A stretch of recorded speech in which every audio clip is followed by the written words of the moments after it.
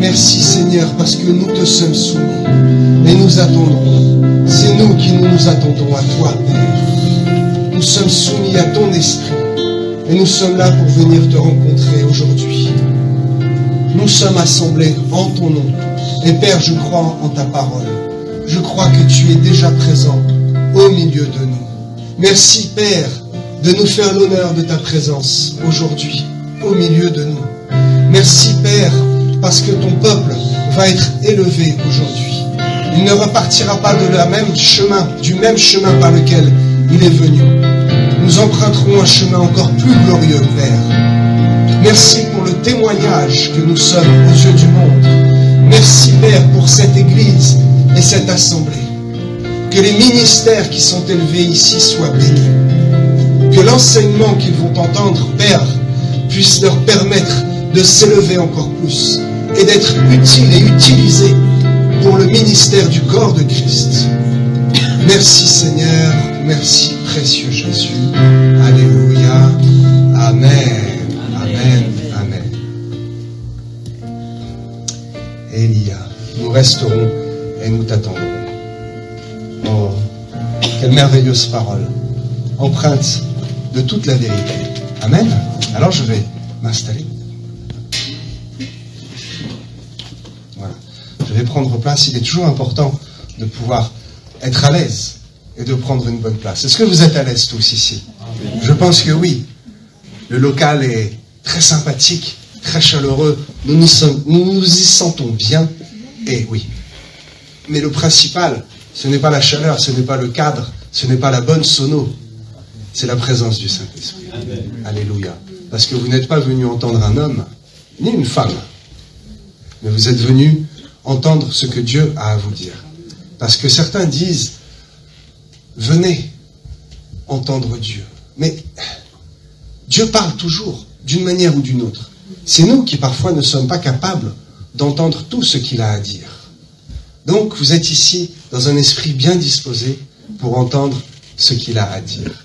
Alors je remercie le pasteur Jocelyn et l'évangéliste, vraiment, pour cette invitation et cet honneur que vous me faites de m'ouvrir les portes de votre église et de me faire confiance. Et c'est ainsi que nous devons marcher. Nous sommes des enfants nés de nouveau et nous marchons selon l'esprit. Donc nous devons vivre aussi selon l'esprit, n'est-ce pas? Il faut appliquer ce que l'on dit et ce que l'on pense. Vivons selon l'esprit. Alors, avant de commencer, vraiment, je tiens à vous féliciter. Parce que ce que vous avez dit est d'une grande réalité. Et je soutiens vraiment le ministère des femmes. Beaucoup disent que Paul était misogyne. Oh, ceux-là le sont encore plus, je pense. Parce que quelques siècles auparavant, n'y a-t-il pas une femme qui s'appelait Déborah, qui était juge? Oh, cela devait bien les embêter, ceux qui étaient contre les femmes, n'est-ce pas? Eh bien, vous vous êtes exprimé d'une très très bonne manière, et quand j'ai entendu que c'était la première fois que vous exhortez, j'ai dit, oh, eh bien voilà un signe d'un futur ministère. C'est comme ça que Dieu montre comment sa main est sur certains de ses enfants. Vous savez, il ne faut pas attendre le dernier moment pour commencer à exercer.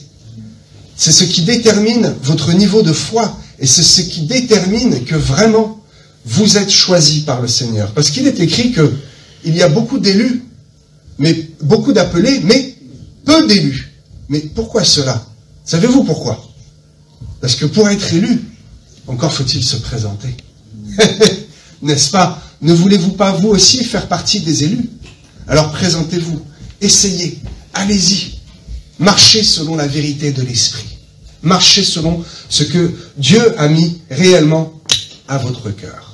Amen. Alors, j'ai vraiment été inspiré, et je le sais parce que j'avais le choix, Dieu m'a laissé le choix, entre deux thèmes, deux messages que j'avais sur le cœur. Et je l'ai préparé il y a une petite semaine. J'aime préparer quelque chose de frais pour vous apporter de la nourriture fraîche, pour vous apporter quelque chose de nouveau et quelque chose qui est toujours dans le bon timing de Dieu. Vous savez, il ne faut pas vivre selon notre timing à nous, mais il faut vivre selon le timing de Dieu. Non pas selon le chronos, mais selon le kairos, le temps de Dieu. Amen. Donc j'avais le choix entre deux messages et je dis Seigneur, qu'est-ce que je vais faire? Lequel je vais donner à l'église à Rouen? Lequel je vais donner ici à Cesson?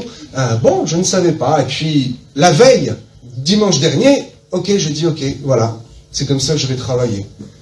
Tant pis si ceux qui sont à Rouen n'entendent pas ce message, parce que très certainement il profitera plus à l'église Don de Grâce. Mais je sais que quelques-uns se connectent déjà en direct et l'entendront, et ceux qui ont besoin de l'entendre, l'entendront. Donc je vous donne tout de suite le thème. Pourquoi donner un thème au message?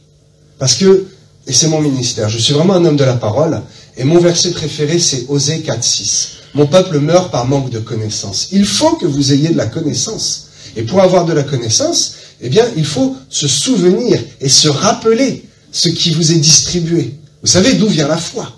La foi vient de ce que l'on entend. Mais encore faut-il être présent et encore faut-il être capable d'entendre et d'écouter. Donc, soyez des auditeurs attentifs et ne soyez pas des auditeurs oublieux. Donc, pour cela, eh bien, je donne un thème et un titre à mon message. Peut-être cela va vous faire focus et vous dire « Ah, j'ai bien fait de venir aujourd'hui. C'est ça qu'il fallait que j'entende. » Les décisions, le choix, la prise d'opposition. Pourquoi? Parce que c'est un thème qui a été donné par l'apôtre et par d'autres grands hommes de Dieu. Beaucoup ont donné des thèmes sur l'année. Moi-même, je ne m'y suis pas aventuré. Je ne suis pas encore assez réputé. Je ne suis pas encore assez reconnu. Et je ne suis pas apôtre pour donner des grandes directions aux églises. Donc j'écoute ceux qui sont plus grands que moi et je m'y soumets. Et je valide totalement l'année de la prise de décision. Alors je dis, ok, il est important que le peuple de Dieu soit un peu éclairé et de voir un peu dans la Bible qu'est-ce que c'est que la prise de décision, d'avoir quelques exemples et quelques bonnes histoires, non pas seulement des paraboles, mais des histoires, des choses qui ont été vécues, pas seulement des images que Jésus donne. Jésus parle en paraboles pour nous faire imaginer, nous faire travailler un peu, nous projeter dans une vérité.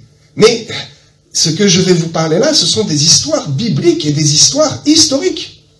Les historiens, quand je vais vous parler de Salomon et de David, les historiens païens valident cela, parce que c'est écrit non seulement dans le livre des juges, de Samuel, de Chroniques, etc., dans les livres de la Bible, mais c'est également écrit dans les livres historiques.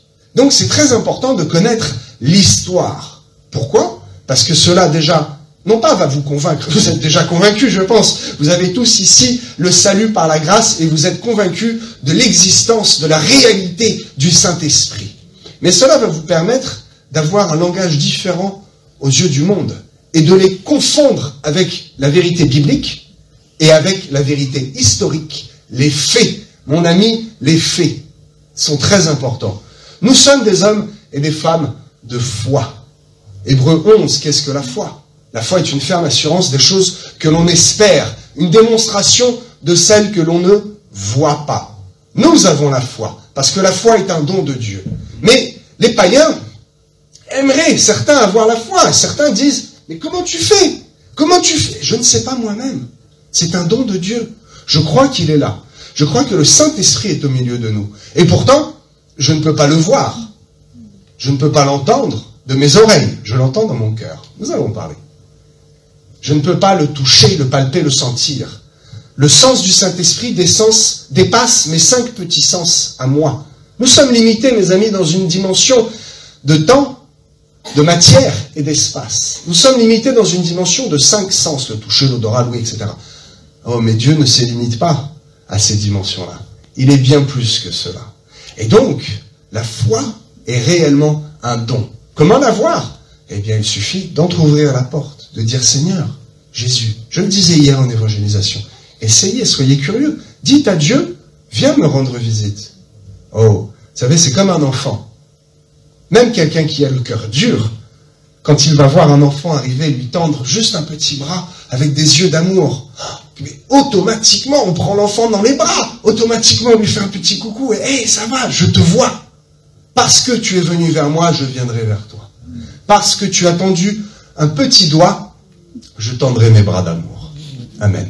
Ok, je vais commencer, parce qu'il va bien falloir que je vous dise ce que Dieu a mis sur mon cœur. Amen. Qui ne se pose pas de questions dans la vie? On s'en pose tous.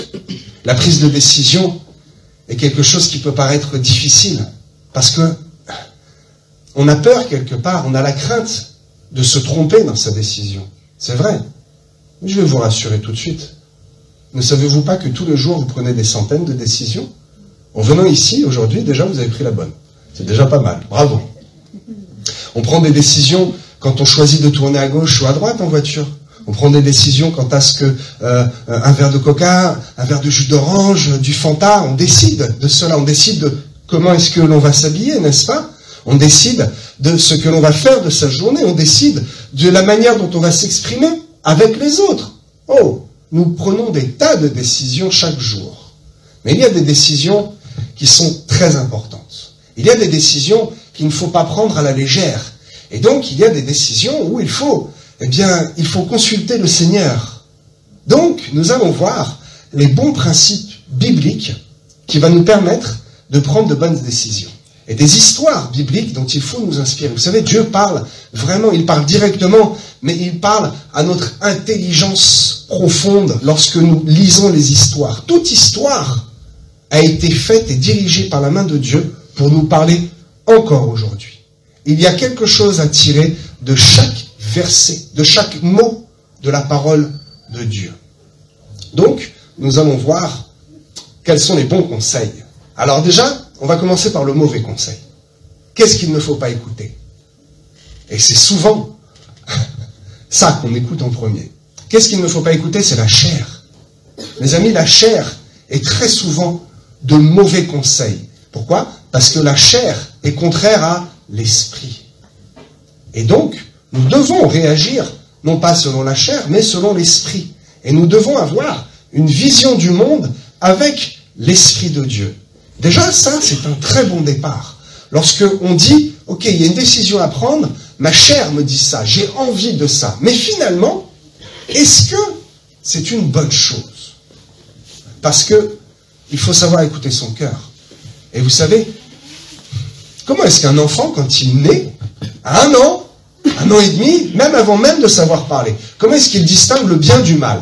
Comment est-ce qu'il sait que lorsqu'il pleure, il fait un peu de cinéma, un peu de comédie parce qu'il veut les bras? Et que papa ou maman hausse un peu le ton et que l'enfant se calme tout de suite. Il ne comprend pas tous les mots. Il n'y a pas d'autorité physique, une fessée ou juste une parole. Alors, quel est cet accord? Comment l'enfant comprend que ce qu'il fait n'est pas bien? Parce que nous avons des lois déjà qui sont gravées dans nos cœurs. D'abord, Dieu a gravé les lois sur la pierre, les 10 commandements. Mais le cœur de l'homme était de pierre aussi. Trop compliqué, trop rebelle. Alors, il a fait beaucoup de choses. Et puis finalement, la dernière alliance, il a dit, ok, la seule façon, c'est de donner mon fils unique, de donner Jésus. Et la loi qui était anciennement sur une pierre, par l'amour de Christ, par l'amour de mon esprit qui est dans cet homme vivant parmi les hommes, fils de l'homme, il a été appelé, n'est-ce pas?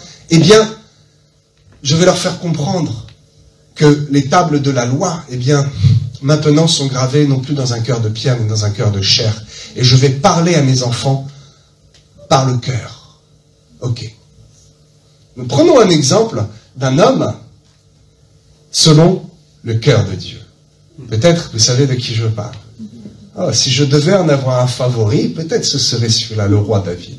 J'aime beaucoup les histoires du roi David et l'exemple de sa vie. Vous savez, on pourrait faire... Oh, j'ai toujours dit un jour, quand Dieu nous confiera, peut-être avant, toutes les richesses de ce monde, que j'aurai les moyens physiques, oh, je prendrai les plus grands acteurs chrétiens et je leur ferai tourner une grande série télévisée sur la vie de David.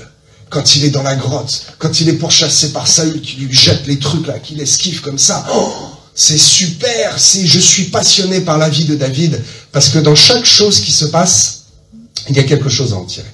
Allons regarder tout de suite dans la parole de Dieu. Je suis un amoureux de la Bible. Dans 2 Samuel, chapitre 24, verset 10. Vous savez cette histoire où David fait le dénombrement du peuple. Ok? Bien.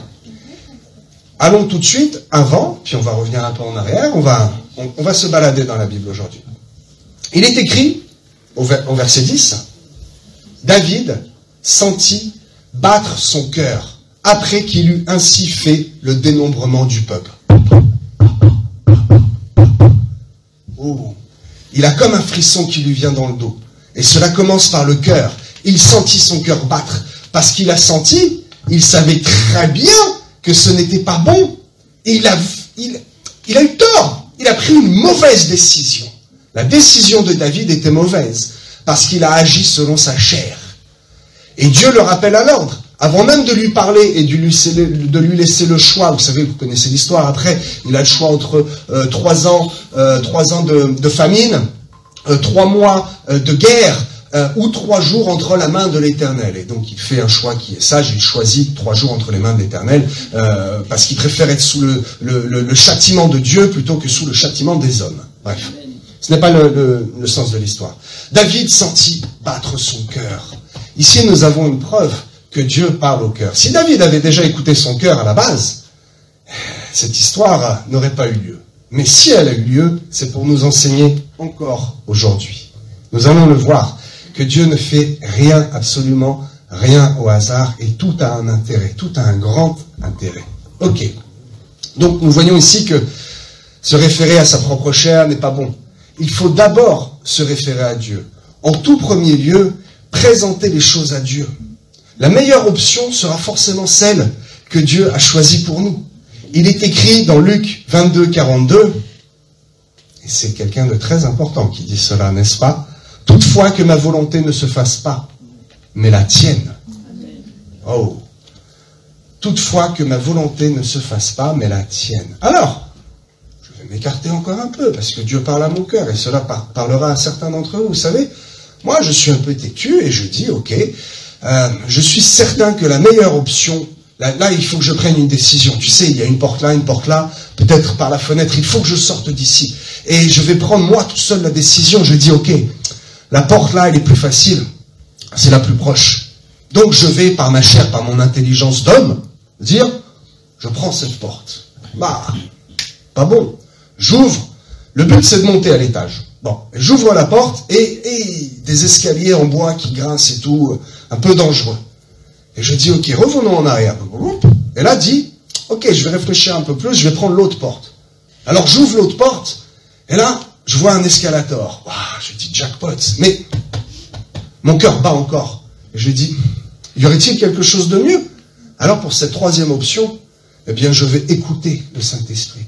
Je vais présenter ça à Dieu et je vais dire, moi, ce que je pense, tu sais, finalement, ça ne compte pas. Que ma volonté ne soit pas faite, mais plutôt la tienne. Et là, je vois, je dis, mince, mais pourquoi je n'avais pas vu cette troisième porte-là? C'est bizarre. Je la vois seulement au moment où je consulte Dieu. J'ai dit, ok, elle paraît pas comme ça, il paye pas de mine. Et j'ouvre la porte et il y a quoi derrière? Non pas un escalier bric-brac, non pas un bel escalator. Il y a un ascenseur. C'était la meilleure option. Ok? Je vous commence à vous donner des indices et des histoires. Je suis un homme qui image les choses pour que dans votre esprit, peut-être cela vous fait un peu sourire, et tant mieux, parce que vous allez vous en rappeler. Peut-être cette histoire de porte là, dans quelque temps vous allez dire, mais Seigneur, c'est vrai, attends, maintenant, ok, j'ai un choix à faire. Le truc des portes, ça m'a parlé. Moi, je veux prendre l'ascenseur. Je veux aller le plus vite et le plus haut possible avec toi. Et donc, que ma volonté ne se fasse pas, mais plutôt la tienne. Amen. Dans cette histoire du dénombrement, revenons dans cette histoire du dénombrement. Il y a beaucoup de choses à en tirer et quelque chose qui est même surprenant. Parce que vous allez voir que, en fait, si vous prenez l'histoire depuis le début, on peut croire que Dieu tente David. N'est-ce pas? On est même tenté de croire ça. Mais quand on a l'esprit ouvert, et l'esprit de Dieu en nous, on se dit, c'est pas possible, Dieu ne tente pas David, il y a une erreur de traduction ou quoi. Parenthèse. Je vous conseille la traduction Louis II 1910, qui est la plus proche de la réalité, qui déforme le moins les mots et qui fait le moins d'erreurs. Parfois, Louis II fait pas des erreurs, mais il aurait pu choisir d'autres mots. Donc moi qui suis un homme de la parole, je vous donne mes petits tips et mes petits conseils. Allez voir dans les traductions originales de l'hébreu et du grec. Il n'y a pas besoin de savoir lire l'hébreu ou le grec. Il suffit juste de dire, ok, je vais prendre un petit logiciel, je vais aller chercher Dieu. Quand vous cherchez Dieu, qu'est-ce qui se passe? Vous le trouvez. Et là, vous allez voir la traduction, le mot original, et vous allez dire, ah tiens, dans ce verset ou dans celui-là, effectivement, Louis II n'a pas été super précis, mais il s'approche de la vérité. Mais là, j'ai trouvé encore mieux. Ok, donc toujours aller voir dans les bonnes traductions. Donc, la traduction du mot « il excita David » est très moyenne. Peu importe si vous allez dans Louis II 1910, dans la Nouvelle Bible, dans Louis II ancien, dans la King James, etc., toutes les versions qui existent. Allez voir dans le grec. Le grec, le mot « excita » est plus précis. Il est plutôt écrit « il incita David ». Parce que vous savez que Dieu ne tente pas. Dieu ne vous tentera jamais. Il laissera parfois une certaine marge au tentateur, une certaine marge à Satan. Vous connaissez l'histoire de Job. Satan allait de par le monde, et il vient devant Dieu, et il dit, regarde ton serviteur, celui-là, voilà, il demande l'autorisation. Nous qui sommes enfants de Dieu, Satan n'a pas l'autorisation d'office, il n'a pas de mandat sur notre vie. Sachez-le, mes amis, sachez-le réellement. Et donc, il vient devant Dieu, et il demande. Et là, certainement, Satan arrive, et Dieu dit, bon, toi tu sais pas, mais moi qui crée toutes choses, qui suis passé, présent et futur, je sais que ce que tu crois là qui va être mauvais, va être une bonne chose. Donc, j'incite la chose à être faite. Et cette histoire va servir des millénaires après à mes enfants. Et on en parlera pendant jusqu'à retour de mon fils Jésus, nous parlerons encore de cette histoire. Donc, il est écrit, il excita David, il incita David. Et c'est une bonne chose, je vous le dis. Votre chair vous dit, mais ce n'est pas une bonne chose. Qu'est-ce que tu dis, pasteur? Il y a une peste qui arrive, il y a une guerre qui est menacée, puis finalement, en fait, je crois que la fin de l'histoire, c'est Dieu quand même. Dieu reprend 70 000 hommes. Et donc c'est sévère, l'histoire est dure. Oh, toujours bien replacé à la bonne époque, au bon moment. Ne jamais prendre un verset tiré comme ça, comme avec l'histoire de Paul à Timothée, n'est-ce pas? Il faut savoir à qui il s'adresse, quand il s'adresse, et ce qu'il y a avant, et ce qu'il y a après. Ok? C'est toujours très très important de bien recadrer l'histoire. Donc ici, David veut faire le dénombrement.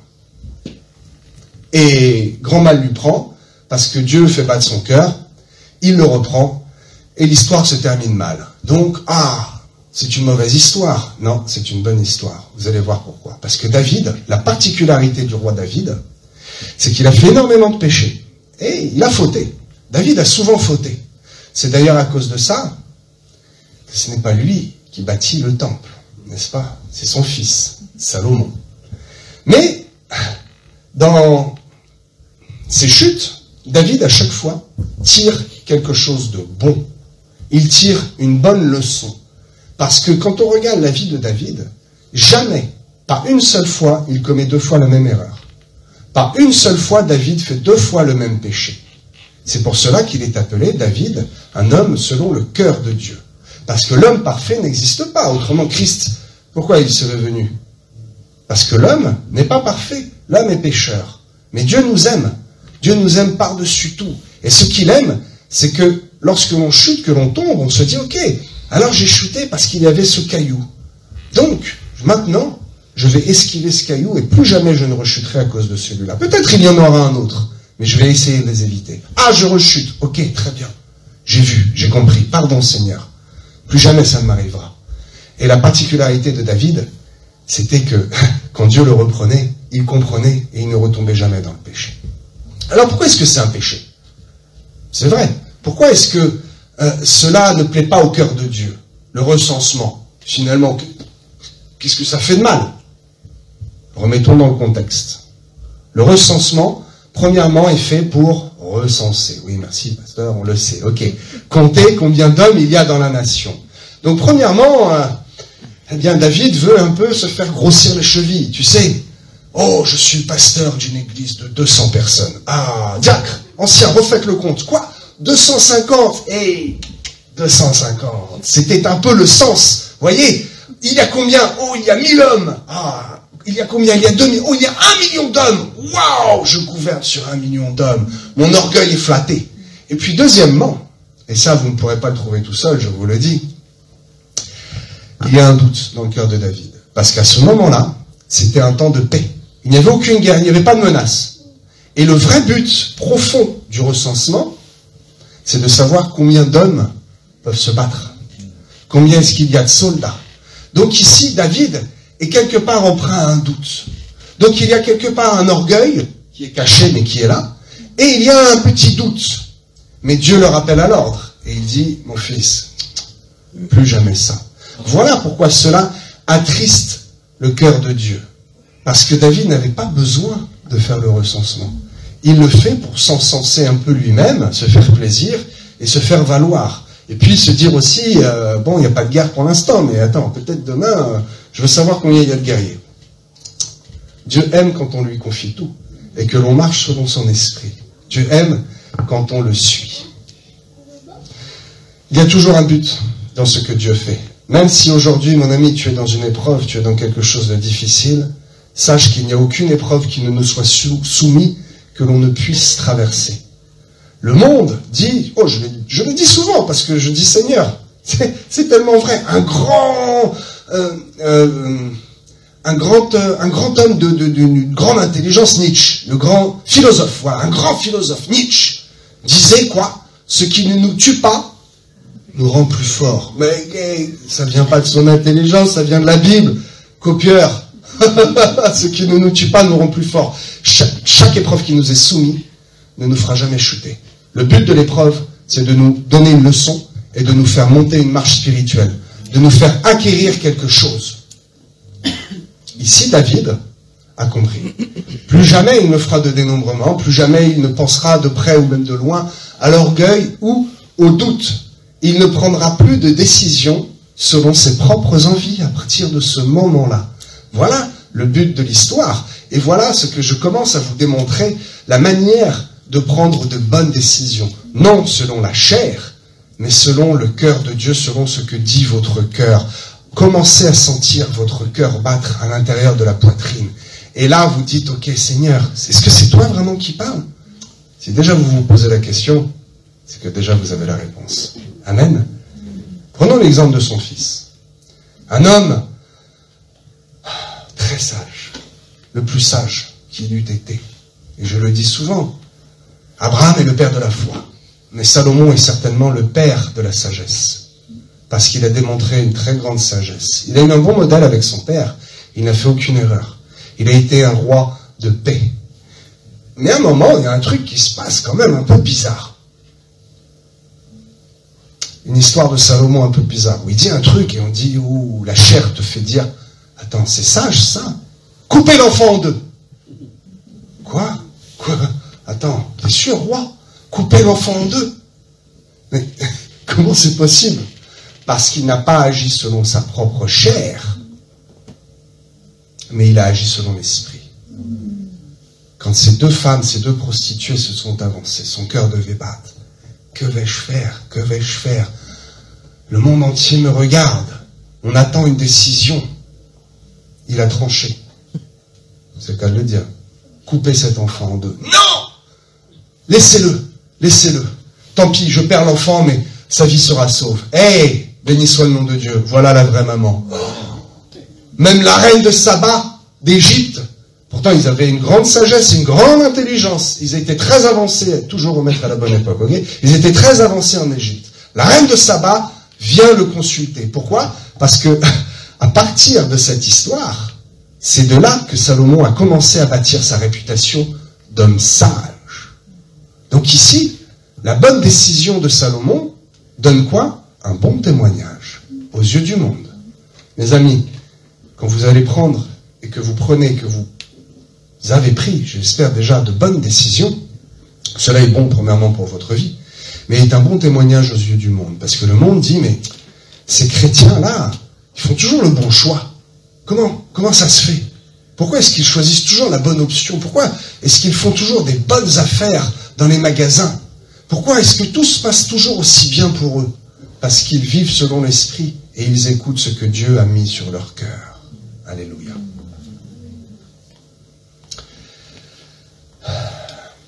Un autre truc pour prendre de bonnes décisions.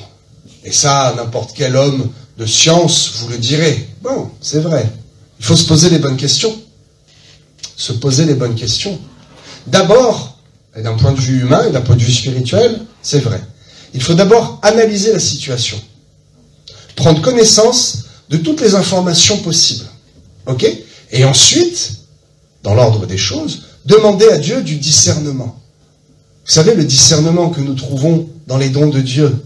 1 Corinthiens 12, les 9 dons de Dieu. Pourquoi? Parce qu'avec la connaissance plus le discernement, va naître quelque chose de supérieur. Toujours par 3, vous savez. Vous allez commencer à toucher et à connaître un sujet que j'aime beaucoup parler, l'intelligence spirituelle. Einstein était intelligent. Peut-être il avait un QI de 160. Mais si on pouvait mettre un QI d'une intelligence spirituelle, Einstein avait 0 d'intelligence spirituelle.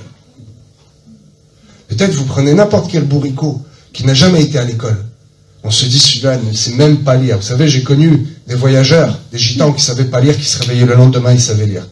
Des gitans qui ne savaient pas jouer du piano, qui disaient toute la nuit, Seigneur, mon Dieu, donne, je sais que tu donnes, donne-moi de jouer du piano. Le lendemain, ils se lèvent, ils jouent du piano. Waouh, ceux-là ont activé l'intelligence spirituelle. Il est toujours très important, merci ma sœur, sois bénie, alléluia, je ne prendrai pas les pieds dans le tapis, de demander à Dieu d'avoir l'intelligence spirituelle. Mais il y a une sagesse. Avant d'avoir l'intelligence spirituelle et de demander le discernement, soyons aussi sages et prenons les bonnes informations. Ok, les portes. Prenons l'exemple des portes. Moi j'ai vu, donc mon intelligence normale a vu que cette porte-là était la plus proche. Mon intelligence normale, après avoir vu que derrière cette porte, l'escalier était brinque-ballant, m'a dit, ne prends pas cet escalier-là. Donc, je commence à penser différemment. Puis je vois l'autre et je me dis, ok, c'est forcément l'autre. Parce que je n'avais pas encore l'intelligence spirituelle. Donc je vais vers l'autre et je dis, oh, c'est bien, il y a l'escalator. Je vais économiser un peu mes muscles. Mais, mon cœur me dit, il y a quelque chose de mieux. Et alors, à ce moment-là, j'ai pris les informations, ok? Et à ce moment-là, je me dis, bien, Seigneur, ouvre mes yeux spirituels. Parle encore plus à mon cœur. Et là, je tourne et je me tourne et je vois cette troisième porte et je dis, mais comment ça se fait? Je ne l'avais pas vu avant parce que je n'avais pas cette intelligence spirituelle. Donc, pour prendre les bonnes décisions, mes amis, je vous invite à demander à Dieu l'intelligence spirituelle. Vraiment. D'abord, prendre les informations, se cultiver, et puis demander à Dieu la révélation, demander à Dieu vraiment d'avoir le discernement. Et au-delà de ce discernement, cela va amener à une intelligence spirituelle. Et là, vous allez prendre les bonnes décisions. Mieux qu'un homme politique. Je vous le garantis.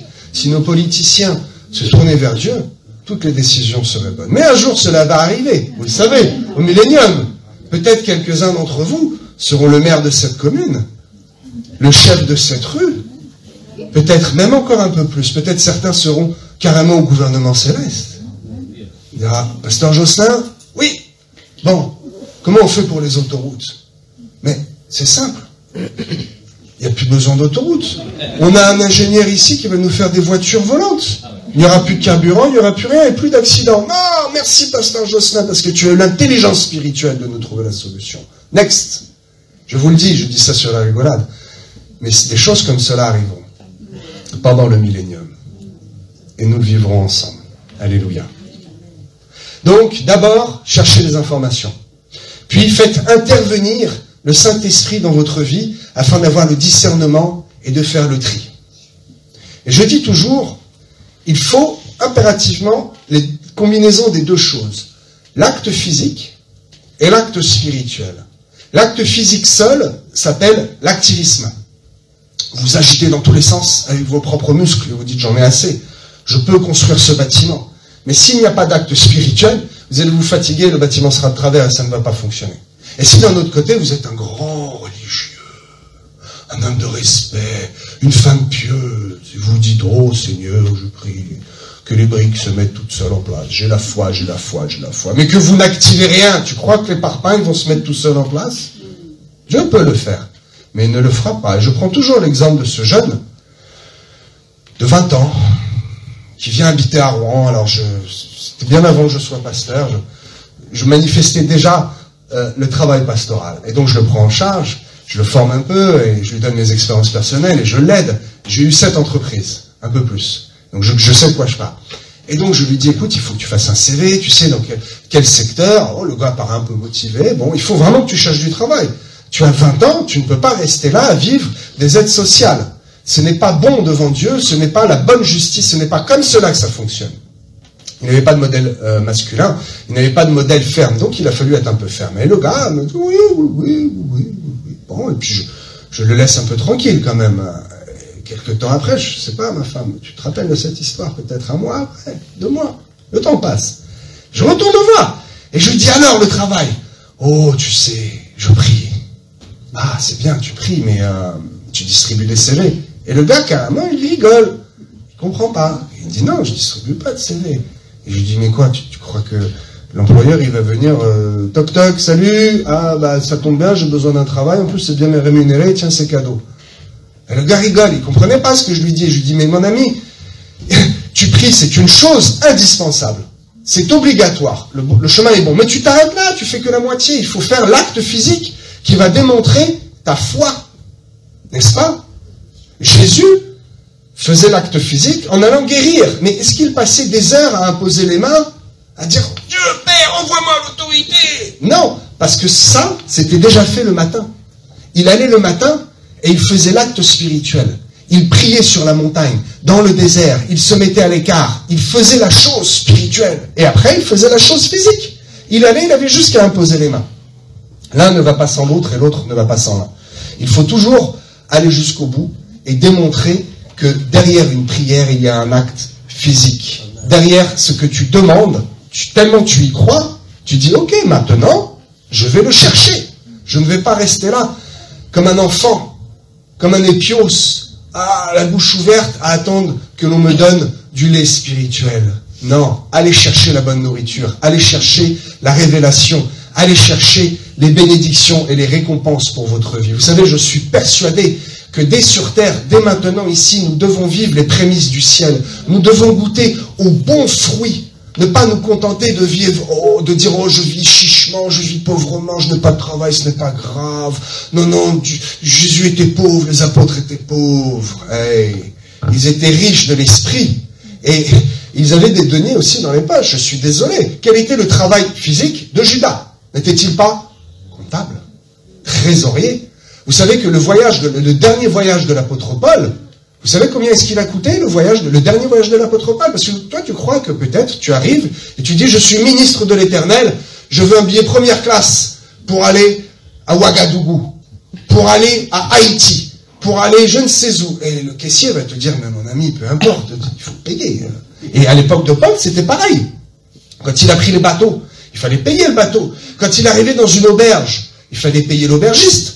Quand il faut savoir lire ce qu'il se passe, vous savez, la Bible est tellement riche. Il faut comprendre ce qu'il se passe à côté de tout ce qui nous est raconté, pendant et à côté. Et donc, il y a des moments, forcément, où Paul prêchait à la foule, et il fallait aussi nourrir la foule, où il était à côté du pauvre, de la veuve et de l'indigent, et Paul allait à l'auberge. Alors, tu crois qu'il allait laisser l'indigent dans la rue? Il disait, viens, je vais continuer à t'exhorter, viens avec moi dans l'auberge. Il rentrait, et il donnait les deniers à l'aubergiste. Viens.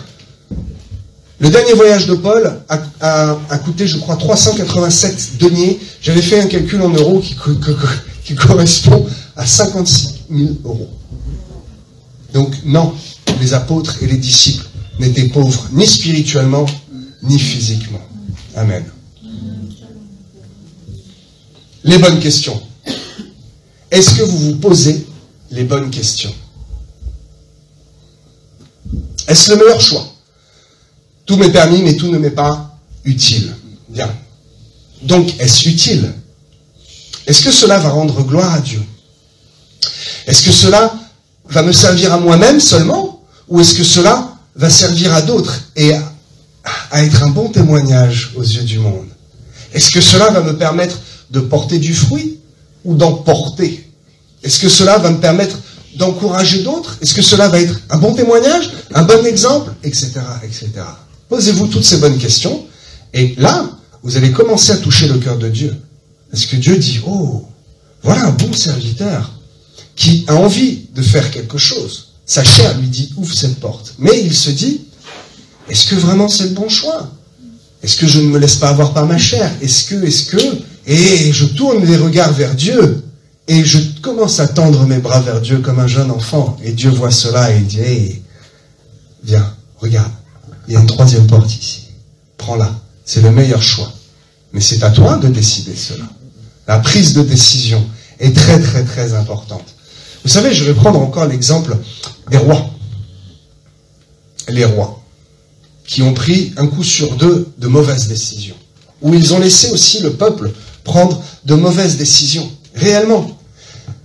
Relisez, vous allez voir le livre des juges, Chroniques, Samuel également. C'est hallucinant. C'est incroyable.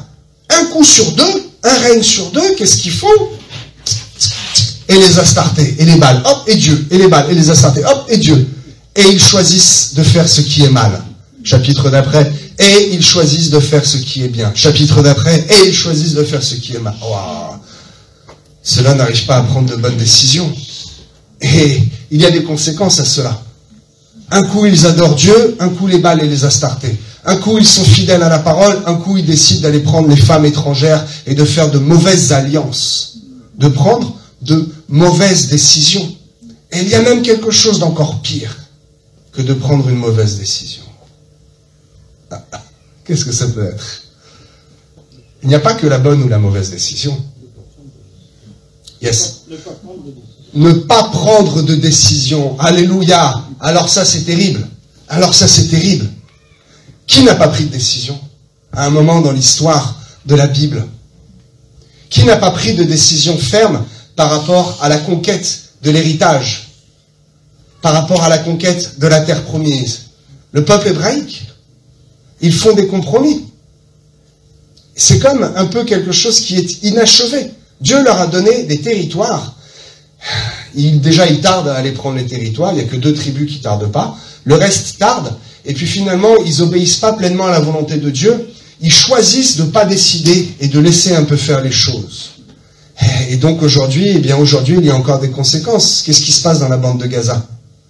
La bande de Gaza devrait appartenir aux Hébreux. Jérusalem devrait s'étendre jusqu'à la bande de Gaza. Mais, à l'époque, ils ont fait des mauvais choix. Ils ont laissé les Philistins sur place parce que, peut-être, ils ont dit, il n'y a pas besoin de décider. La décision est trop dure à prendre. Donc, on ne décide pas. Ils ont pris la non-décision, si je puis dire, de ne pas poursuivre les ennemis d'Israël. Dieu a laissé faire. Dieu n'oblige en rien. Mais, ils n'ont pas respecté la direction que Dieu avait donnée. Certainement, leur cœur devait battre très fort. Mais ils ont choisi de l'ignorer. Ils ont laissé faire. Donc, ils ont fait un peu, et puis ils ont arrêté. Ils n'ont pas pris de décision. C'est terrible, parce qu'aujourd'hui encore, réellement, aujourd'hui encore, Israël en paye les conséquences. Et c'est bien dommage. Vous savez, c'est bien dommage. Parce que ne pas prendre de décision, c'est manifester une certaine faiblesse. Que dit Matthieu? Que dit Apocalypse? Quoi, Matthieu, Apocalypse? Il y a une relation? Que votre oui soit oui. Que votre non soit non, que votre oui soit oui. Prenez une décision. Qu'est-il dit à propos de ceux qui sont tièdes, de ceux qui ne sont ni chauds ni froids? Ils seront vomis. Waouh! Ceux qui ne prennent pas de décision, mes amis, éloignez-vous-en. Éloignez-vous-en, parce que c'est encore pire que tout. Il vaut mieux à la limite se tromper et revenir en arrière. Bon, il vaut mieux directement faire le bon choix, je vous le dis. Mais, plutôt que de dire, je reste là, et je ne fais rien. Pendant des années, ils ont été à Silo, adorer Dieu, et puis, c'est tout. Ils n'ont rien fait. Ils n'ont pas été prendre possession des terres promises et de leur héritage. Un ami aujourd'hui prend une bonne décision. Cela doit parler à quelqu'un forcément ici ou là. Va prendre ton héritage, entre dans ton héritage, prends la décision de t'emparer de ce que Dieu te donne. Vous savez, Dieu ne force pas. Même une bénédiction, Dieu ne vous forcera pas à la prendre. C'est à vous de vous lever et de dire, papa, oui, je veux. Ah, tu veux? Regarde, la double portion. Amen. Alléluia. Le mot décision, en hébreu, je parlais tout à l'heure des traductions, se lit etza, ou etzai, etza. Ok. Si quelques-uns sont amateurs des numéros strong, et je vous encourage, vous savez, ce sont les numéros qui correspondent vraiment à la bonne traduction. C'est le mot 6098, 6098, qui veut dire, le mot décision, qui veut dire, en fait, dans ce sens-là, conseil. Oh, bon. bon sens. Ah, cela me parle déjà un peu plus, parce que la décision, selon Dieu, c'est d'abord et en premier lieu du bon sens. Comme nous avons le Saint-Esprit qui nous anime, qui parle en nous, nous ne devons plus nous faire tromper par les mensonges du monde et les mensonges du diable. Ce n'est pas normal que les chrétiens fassent de mauvais choix, qu'ils se fassent tromper par de faux crédits, de faux vendeurs de belles voitures, qu'ils se fassent tromper en achetant des téléphones à crédit sur des générations et des générations, alors qu'ils ne donnent même pas leur dîme à l'église. Ce n'est pas normal que les chrétiens fassent de mauvaises affaires, parce que les décisions qu'ils prennent sont inspirées de la chair et non de l'esprit. Ne laissez plus décider votre chair, mes amis. C'est trop important. Marchez selon l'esprit, surtout dans la fin des temps. N'ayez pas peur. N'ayez pas peur de tout ce qui se passe. La télévision parle à votre chair. Elle ne parle pas à mon esprit. Comme j'ai une intelligence, depuis que je le prêche, c'est vraiment révélé en moi. Une intelligence de l'esprit. Attention, je ne dis pas que je suis un homme intelligent, hein. Je ne veux pas avoir les chevilles qui enflent.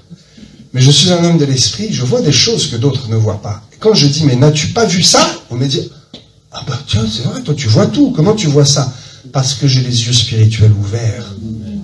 Là où on me dit, il va y avoir des pénuries, on va vivre comme au Moyen-Âge, on va couper l'électricité. J'aurais dû faire une vidéo là-dessus, ma femme, tu devrais m'encourager et me pousser. Hein? J'avais dit depuis 3 mois, 4 mois, au nom de Jésus, vous verrez bien que cela est un mensonge. Je l'entends dans mon oreille, cela bourdonne et cela me dérange, parce qu'ils ne le feront pas. Qu'est-ce qui se passe aujourd'hui, finalement? Non, même on est excédentaire, donc finalement, on revend aux autres pays. On revend aux autres pays, mais nos boulangers mettent la clé sous la porte parce qu'on multiplie les tarifs par 4. Ça, c'est un mensonge. Je l'avais dit, je l'avais vu. Le truc qui avait soi-disant rendu malade à mourir il y a quelque temps. Il avait dit, c'est une escroquerie. Tout va bien. Tout va bien. Les pessimistes avaient dit, oh, 2023, c'est le truc de l'apocalypse, tu sais, comme dans les films, là, Mad Max et tout, on sera tous là avec des appareils pour respirer, l'air nocif, les nuages gris, dans des grosses voitures, à se faire la guerre pour de l'essence. Tout va bien.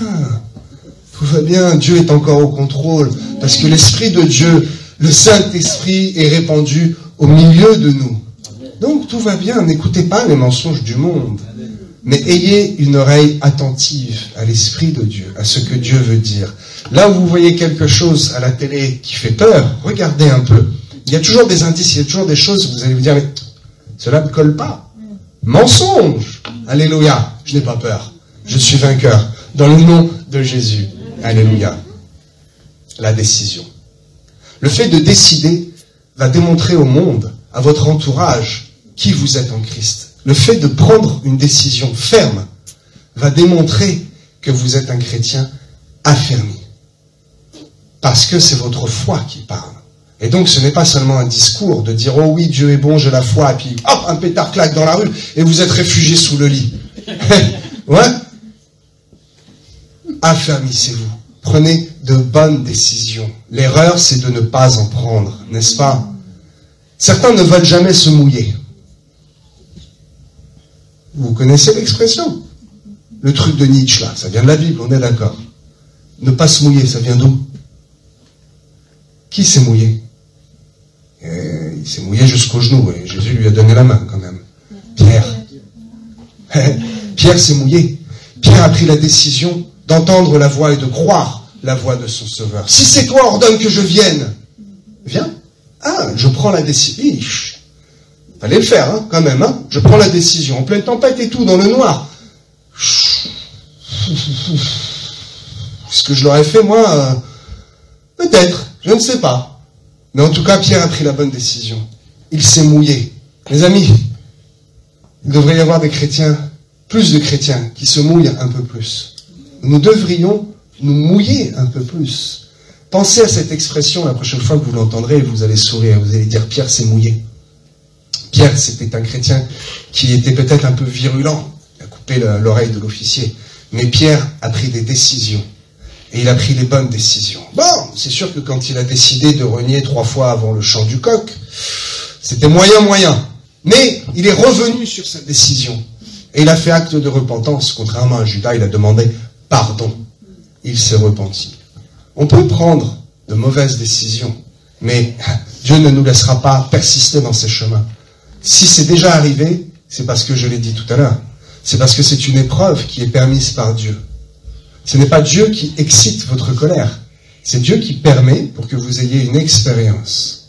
Et le diable est pris au dépourvu parce que lui n'a pas une vision d'avenir et il se dit « Hey, j'ai gagné quelque chose ici, tant mieux !» Mais il n'a rien gagné du tout. Au contraire, Dieu l'a utilisé pour que ce soit quelque chose de bon dans votre vie.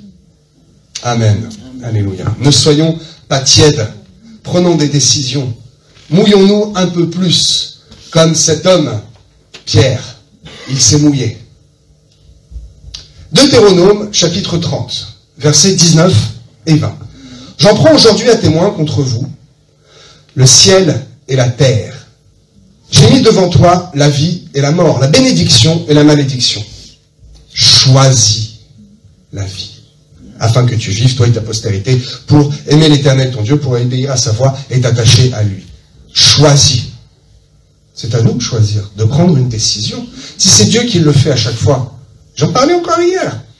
Le gars me dit, mais pourquoi est-ce qu'il y a des guerres? Est-ce qu'il y a des enfants malades? Et je dis, hey, comment s'appelle le gars qui a inventé le AK-47? Monsieur Kalachnikov. Le gars qui a inventé la bombe nucléaire. Est-ce que c'est Dieu qui lui a donné les plans? C'est lui qui a réfléchi, qui a pris sa mauvaise décision de le faire. Dieu n'est pas un dictateur. Dieu est un gentleman. Dieu nous laisse le libre arbitre et le libre choix. C'est un bénéfice. C'est génial de pouvoir choisir. Alors choisissons. Choisis la vie afin que tu vives. Choose life. C'est inspiré d'un film, d'ailleurs. Peut-être certains reconnaissent la réplique. Un drôle de film, d'ailleurs. Mais il y a une grande morale à la fin. Le gars est libéré des drogues. C'est un drogué. Il est libéré des drogues. Et il court. Et il a un grand sourire et on entend derrière « Choose life ». Et le gars a choisi la vie plutôt que la mort. Choisissez, mes amis. Je vais revenir rapidement sur l'intelligence spirituelle. Qui demande l'intelligence? J'en parlais à peine. Le fils d'un homme selon le cœur de Dieu, Salomon. Dans 2 Chroniques, chapitre 1, verset 10, qu'est-il écrit? Dieu lui demande, lui laisse le choix. Qu'est-ce que tu veux? Il décide, non pas de demander des richesses, des femmes, ça pouvait se faire encore à l'époque. Le pouvoir, l'argent, la réputation, je ne sais quoi, la beauté. Non. Il avait déjà dû analyser le truc, tu vois, parce que Salomon est un homme très rusé, très intelligent. Et il dit quoi? Accorde-moi la sagesse et l'intelligence. Ici, j'insiste sur la version, je vous le disais tout à l'heure, Louis II, 1910. D'autres versions, sous-titres, traduisent par connaissance. Accorde-moi la sagesse et la connaissance. Ce n'est pas faux, mais ce n'est pas aussi exact que l'intelligence. Parce que la connaissance ne vous mènera pas très très loin si vous ne la comblez pas par l'intelligence de l'esprit.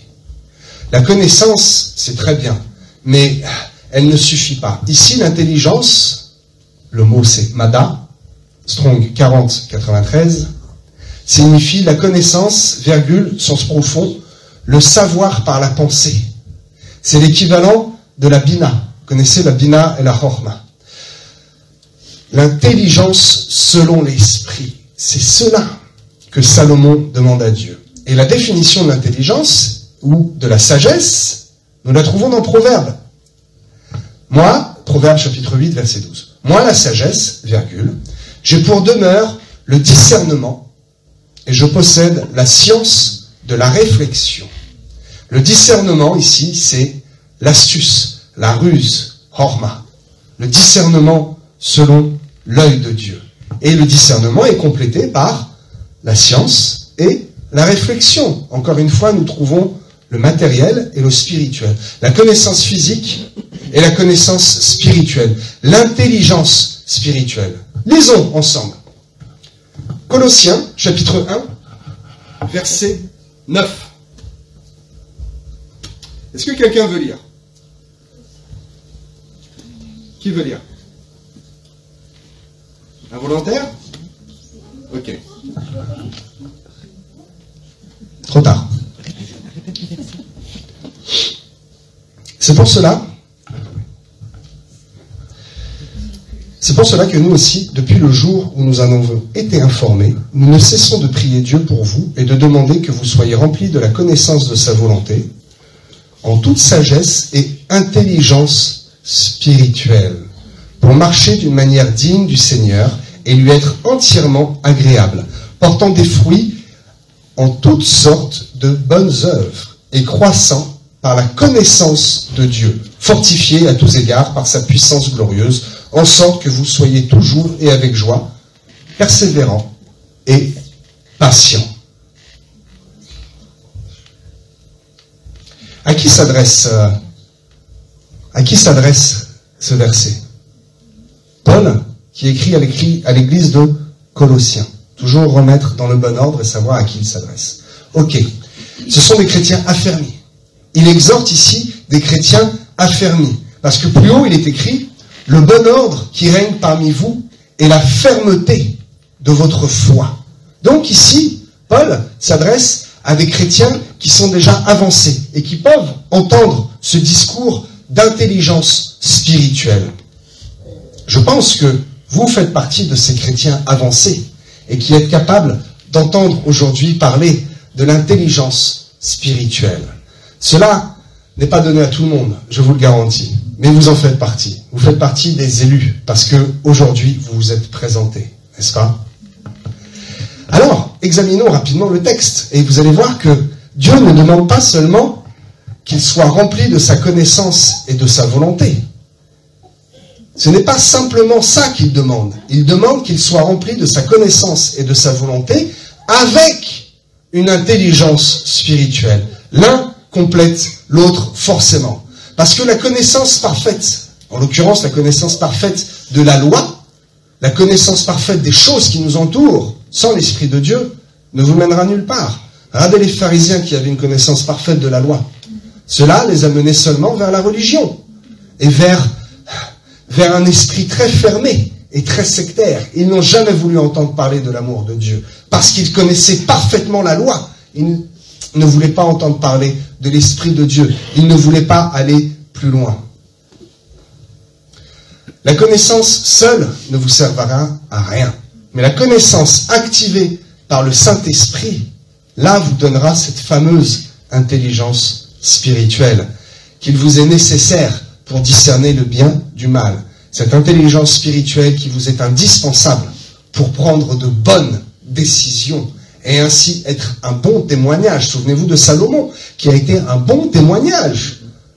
Tout le monde veut savoir d'où vient la sagesse de Salomon. Cela a été un bon témoignage parce qu'il avait une intelligence spirituelle. Il n'avait pas seulement la connaissance, il n'avait pas seulement le logos, mais il avait également le Réma. Oui, pasteur. Le Réma, c'est le logos révélé par l'intelligence de Dieu. Vous savez, les musulmans connaissent par cœur le Coran. Demandez-leur de vous l'expliquer. Impossible. Ils vont vous réciter le Coran sans rien comprendre.